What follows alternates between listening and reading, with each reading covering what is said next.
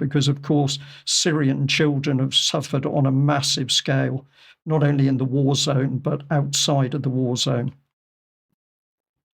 Yeah, absolutely. And not forgetting, of course, the MI6 incubated white helmet organization that stands accused by the Syrian people of child abduction, organ trafficking, and child abuse, of course, in the staging of the chemical weapon attacks that were used to criminalize the former Syrian government. So Britain has its hand behind many of these most nefarious harvests, as they're known, of war. So I'm going to come back to Syria now and try to unravel some of the complications surrounding what's actually going on. And people may sometimes think I'm contradicting myself from previous reports, but it's a very fluid situation. There's huge power plays going on between a number of players in the region, some allies, some not. And even within the Jolani unelected regime itself, things are not all looking good for him.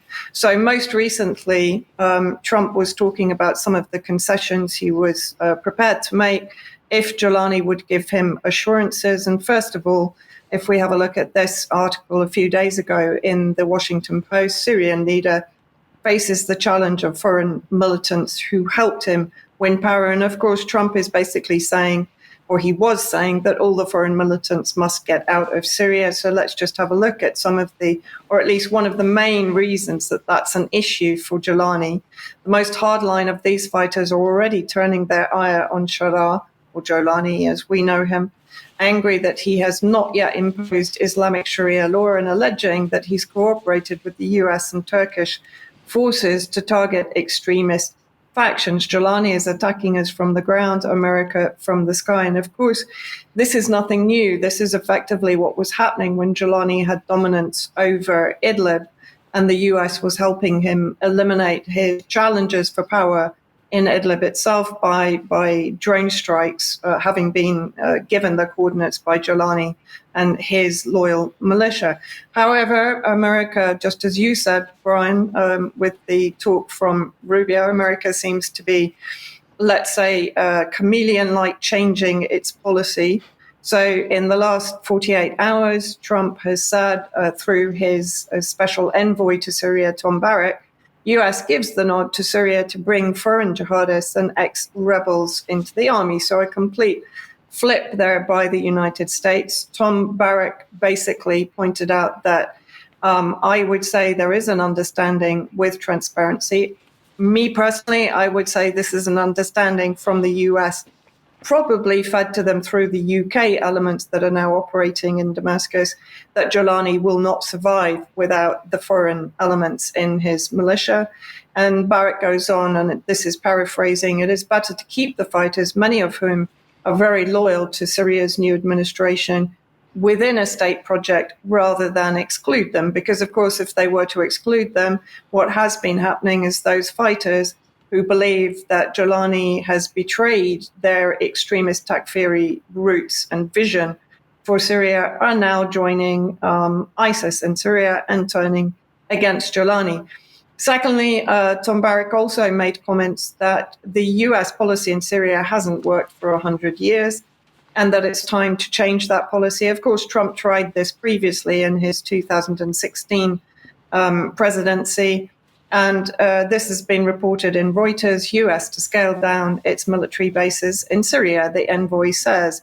So Tom Barrack is basically saying they'll scale down from 8 bases to 1 and move further to the east. Now, coming back to the incorporation of foreign jihadists into the Syrian army, which raises certain questions, particularly with relation to China.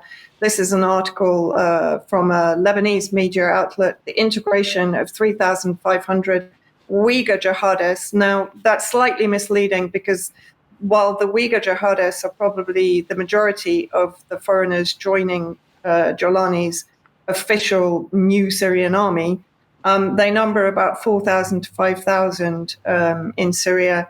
But they are outnumbered by the Chechens and the Tunisians, so a little bit misleading. But however, what is not misleading is, I believe, the reasons behind allowing the Uyghurs to remain in Syria, which is all about curbing China's influence on the new Syrian government. This was a report from the Washington Institute. And if we have a look at what they actually said in the report, there are fears that China is making steps to get close to Jolani's government.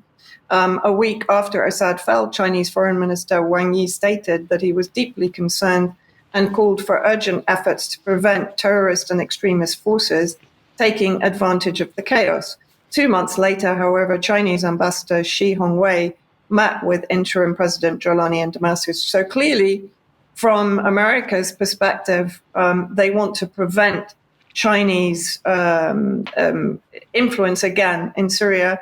And coming back to what we talked about last week, of course, all of this is happening also after the British have very much entered Damascus and are heavily influencing decisions that are taken in the Syrian capital and by Jolani. So if we just have a quick look at the article that's up at the UK column website, the Blair-Bush project in Syria that brought al-Qaeda to power, which goes into detail about the role of Jonathan Powell, connected to MI6, former chief of staff for Tony Blair, and now, of course, national security advisor to Keir Starmer. And who's actually running operations in Damascus? It appears to be this lady, Lucy Stuart. This has been confirmed to me by a number of people in Syria and in Damascus in particular.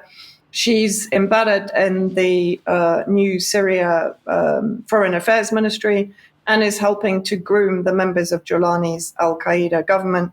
She spent 5 years working for Saudi Arabia media. She's a graduate from the School of Oriental African Studies of Arabic and Farsi, joined Intermediate, Jonathan Powell's organization, in June 2015 and has been there ever since. And this is her job, to basically groom Jolani, or to transform Jolani from the terrorist that he was, Mohammed al-Jolani, into the president of Syria, if we can just see that.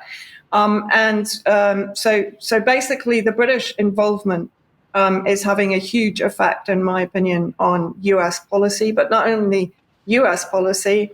Israel also feels emboldened. There were reports yesterday of so-called resistance strikes against the occupied Golan Heights, occupied by Israel. And that led to blanket bombing by Israel yesterday of a number of sites in Syria. So Britain seems to have triggered a change in policy in the US and empowerment of the Jolani regime. Vanessa, thank you very much indeed. And it's something we'll certainly come back to in